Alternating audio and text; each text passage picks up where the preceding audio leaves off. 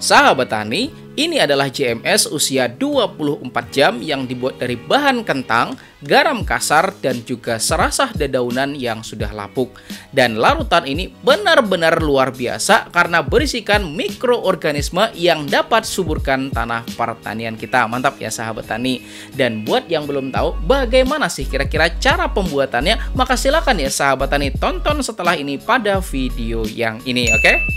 Dan pada video kali ini kita akan uji bersama ya sahabat tani bagaimana kondisi mikroorganisme JMS ketika diperbesar menggunakan mikroskop ini ya sahabat tani. Sekaligus kita juga bakal membuktikan benar nggak sih 1 ml larutan JMS itu berisikan lebih dari 1 juta mikroorganisme di dalamnya.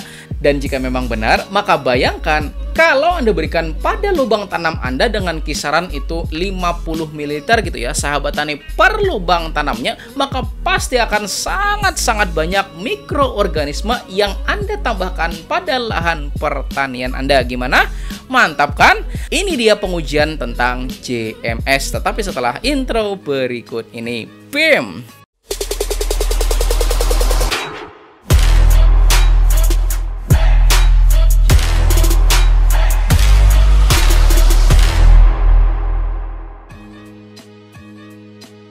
Sebelum kita mulai videonya, sahabat tani silahkan klik dulu tombol jempolnya yang banyak itulah jempol, dan jempol. Mudah-mudahan video ini bisa bermanfaat untuk semua orang. Amin. Sahabat tani, setiap yang punya tanaman pasti kepengen tanamannya tumbuh dengan subur, ya enggak? Dan setiap orang juga pasti kepengen proses budidayanya bisa berbiaya dengan sangat-sangat murah, ya enggak?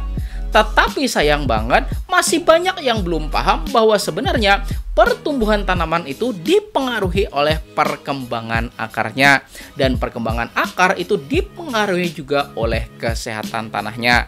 Dan untuk menyehatkan tanah ini, kita dapat membawa pekerja-pekerja ya sahabat tani, yaitu mikroorganisme pada tanah yang sehat, seperti misal di bawah pepohonan yang alami kayak gitu loh.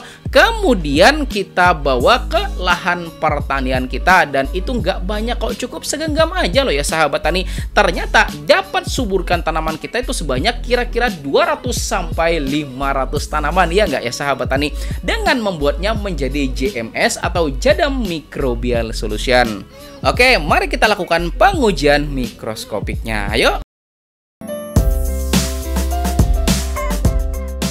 Pengujian pertama, kita ambil sampel mikroorganisme JMS usia 24 jam sebanyak 1 ml. Nah, ini 1 ml ya sahabat tani, dikit ya. Kemudian kita siapkan alat bantu pengamatannya. Nah, ini adalah preparat ya sahabat tani, tempat buat menaruh sampelnya. Kemudian kita taruh sebanyak 1 tetes larutan JMS. Dan asal sahabat tani tahu ya, 1 tetes larutan JMS itu hanya 0,05 ml atau 1/20-nya dari 1 ml larutan. Wah, dikit gitu ya sahabat tani. Dan mari kita lihat bersama bagaimana kondisi mikroorganismenya. Ternyata memang ada ya sahabat tani, dan ini tuh lumayan banyak kayak gitu loh.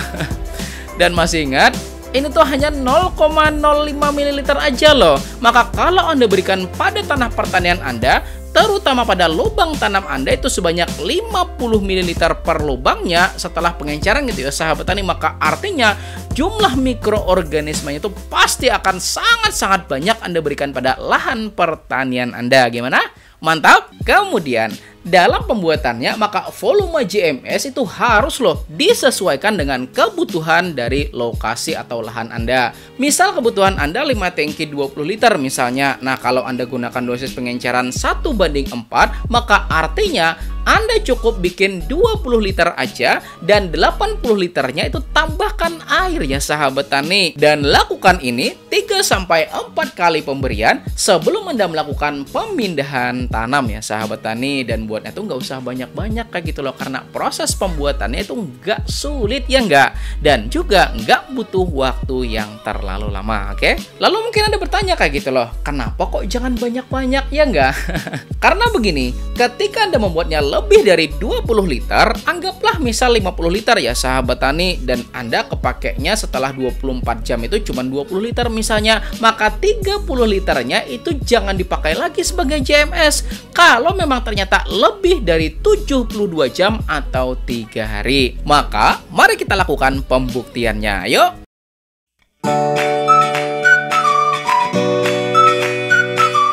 Nah, ini adalah sampel larutan JMS usia 72 jam dan bentuknya tuh kayak gini ya sahabat tani, dan secara aroma ini tuh asem banget serius. Dan tebakan saya itu pasti pH-nya sangat rendah gitu ya sahabat tani. Sebelumnya, mari kita lihat dulu bagaimana kondisi mikroorganisme JMS atau Jadam Microbial Solution pada usia 72 jam.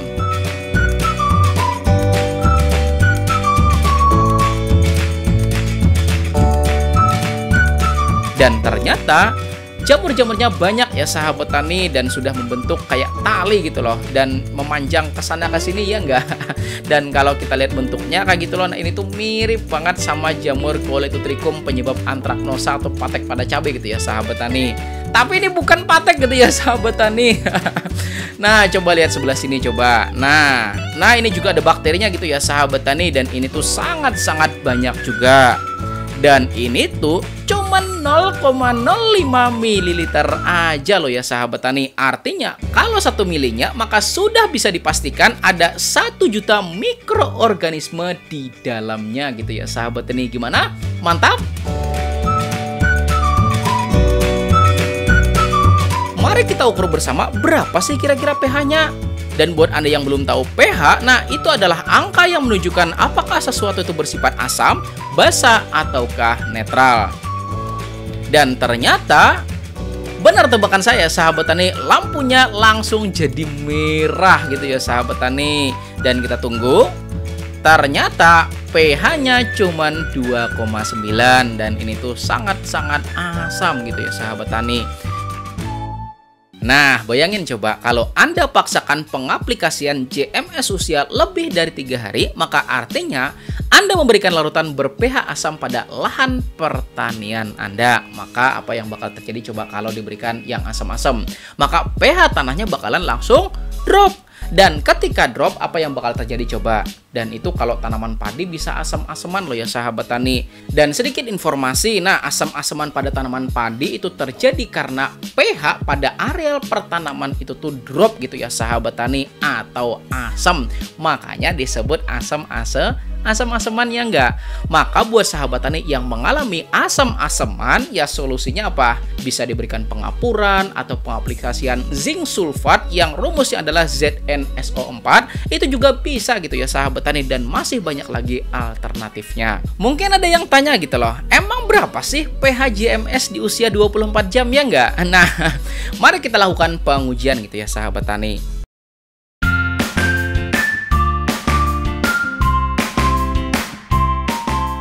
Nah, ini adalah sampel JMS usia 24 jam, dan mari kita ukur berapa pH-nya.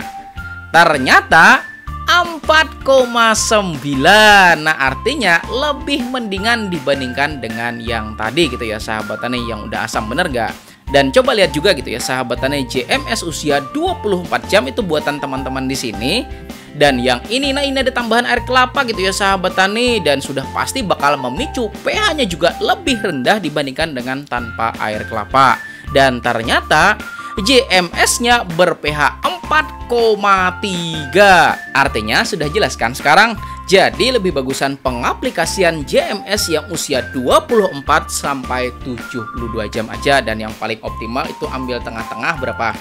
48 jam gitu ya sahabat tani, karena mikroorganisme di dalamnya itu juga udah banyak dan pH-nya nggak terlalu drop gitu ya sahabat tani. Lalu kalau seandainya misalnya kita punya larutan JMS kayak gitu loh, yang kebetulan ternyata lebihan bikinnya, itu mesti dikemanain coba? Nah, maka Maka saran saya, gunakan buat bikin JLF atau Jadam Liquid Fertilizer sebagai tambahan nutrisi buat tanaman kita pada masa vegetatif. Dan bahannya tuh gampang banget loh ya sahabat tani, cuman dari rerumputan sisa kayak gitu loh. Nah, daripada kebuangan kita habis ngerumput kayak gitu ya sahabat tani, dan daripada dibakar ya enggak, mending dibikin pupuk organik cair aja ya sahabat tani ala Jadam, yaitu Jadam Liquid Fertilizer. Dan bagaimana cara bikinnya? Maka insya Allah pada episode selanjutnya kita akan buatkan tentang JLF.